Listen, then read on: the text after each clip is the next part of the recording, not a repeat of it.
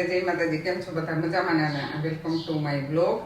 અને જો આજે છોકરાઓને ભૂખ લાગી છે એટલે મારે જે એને બ્રેડ જામ બનાવી દઉં અને આઈસ્ક્રીમ પણ બનાવવાની છે. તો ચાલો તૈયારી કરીએ. એની આઈસ્ક્રીમ તો જો કે તૈયાર જ બનાવવાની છું. પાવડર જે આપણે તૈયાર આવે છે એ મેં લઈ આવી છું અને જામ પણ લીધેલો જ હતો અને બ્રેડ લઈ લીધી છે. તો બપોર પછીનો ટાઈમ છે અને લોકોને ભૂખ લાગી છે, તો ચાલો એનું બનાવી દઉં. જઈ ખાવા ને? હા. અને તું કહી દે તો શું કહેવાનું? સબસ્ક્રાઇબ કરવાનું. સબસ્ક્રાઇબ મને શેર હોત કરજો. કેને? જઈને કે વિડિયાને? વિડિયાને. હાલો ભાઈ, જો અમાર જયભાઈ કહે છે કે ચેનલને સબસ્ક્રાઇબ કરજો અને વિડિયાને લાઈક અને શેર કરજો. જુઓ, આપણે અહીંયા જે દૂધ છે એ સહેજ ગરમ જ હતું મારે, એટલે દૂધ લઈ લેશું. નહીંતર પછી આપણે ફ્રીજમાં દૂધ હોય એ પણ ચાલે. મેં હજી ગરમ જ મૂક્યું હતું અને ફરીથી પાછું આપણે ઉકાળવું તો પડશે જ. એટલે જો આ રીતે દૂધ ગરમ કરી અને આ જે તૈયાર આઈસ્ક્રીમનો પાવડર આવે છે, આઈસ્ક્રીમ મિક્સ, એ લીધેલો છે. અને જુઓ આ રીતનો પાવડર એમાંથી નીકળ્યો છે પડીકામાંથી. તો પડીકું ઠલવી લીધું છે વાટકામાં. અને હવે જો આપણું દૂધ પણ ગરમ થઈ ગયું છે, તો આપણે એમાં બધો જ પાવડર મેળવી દઈશું અને એકદમ સરસ રીતે હલાવશું, કારણ કે નહીંતર નીચે બેસી જશે અથવા તો ગાંઠો પડી જાય છે, એટલા માટે. અને બધો એક રીતે મિક્સ કરી અને સહેજ ઘટ થઈ જશે આપણે જે પાવડર નાખશું એટલે. જુઓ, અને જેમ દૂધ ઉકળશે એમ સહેજ સહેજ ઘાટું થવા માંડશે. તો ચાલો, આપણું દૂધ ઉકળે છે અને જો જયભાઈ હલાવવા બેસી ગયા છે દૂધને. આપણે એમ કહી કે મારે બીજું કામ છે એ કરું, તો કે લાવો હું હલાવવા લાગુ. એ કે એમ ડાયો છે, કામ કરાવે એવો છે. કાં જઈ?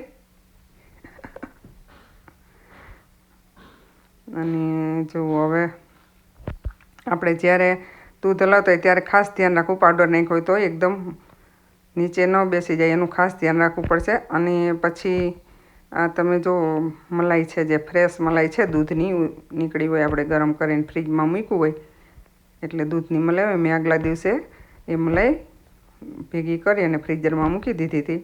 તો આ મલાઈ નાખી છે, કારણ કે જો મલાઈ નાખીને તો એકદમ મસ્ત આઈસ્ક્રીમનો ટેસ્ટ આવે છે, એટલા માટે ક્રીમી ટેસ્ટ આવે છે. અને જો આ બાજુ મલાઈ આપણે ઓગળે ત્યાં સુધીમાં છોકરાઓને બ્રેડ જામ ખાવું છે, તો ચાલો આપી દઈએ. કારણ કે ભૂખ તો બધાને બપોર પછી લાગે જ, થોડી થોડી કંઈ ને કંઈ ખાવું જ પડે છે. તો એ લોકોને બ્રેડ જામ ખાવો તો ફરીથી આજે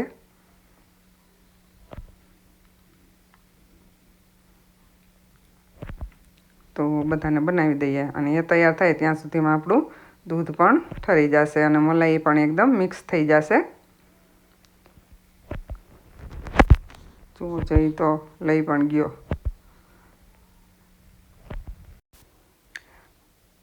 અને બ્રેડ જામ તૈયાર થઈ જાય અને બની જાય ત્યાં સુધીમાં જો જયભાઈ મીંડા છે ડીશું તૈયાર કરવા બધાને આપવા માટે, અને બધાને આપી દઈશું. અને ત્યાં સુધીમાં આપણો જે આઈસ્ક્રીમ મિક્સ છે એ પણ થઈ જશે. એને બહુ ઉતાવળ હોય, જો ચટ હું બધાને આપી આવું એમ. નાના છોકરાઓને હોય ને કે મેં આપ્યું, અથવા તો એને મનમાં એમ હોય કે મેં કામ કર્યું, એટલા માટે. અને જો ચાલો, મને પણ ભૂખ લાગી ગઈ છે, તો હું છોકરાવારે બેસી જ જાઉં નાસ્તો કરીને. કહેવાય ને કે પહેલાં પેટ પૂજા કરી લે પછી બીજું કામ. ત્યાં સુધીમાં તો આપણું આઈસ્ક્રીમનું મિક્સર છે એ જુઓ થઈ ગયું છે હવે એકદમ રેડી. અને આપણે એને તપેલીમાં લઈ લઈશું. અને જેમ બને એમ આપણે જે આઈસ્ક્રીમનું મિક્સર હોય એ એલ્યુમિનિયમના વાસણમાં જમાવી તો સરસ રીતે તરત જામી જાય છે. તો હવે આપણે એકદમ ઠરી ગયું છે, તો આમાં લઈ લઈશું.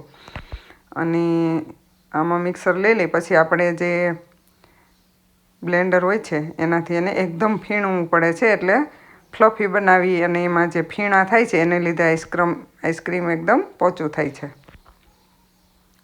જુઓ આ રીતે.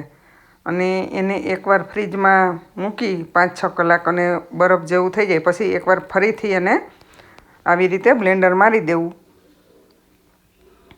જેથી કરીને તમે જો ઉપર જે ફીણા જોઈ શકો છો એ રીતના થઈ જાય છે. અને એકદમ જે આપણે બજારમાંથી તૈયાર આઈસ્ક્રીમ લઈ એથી પણ વધુ બેસ્ટ બને છે આ રીતે બનાવવાથી.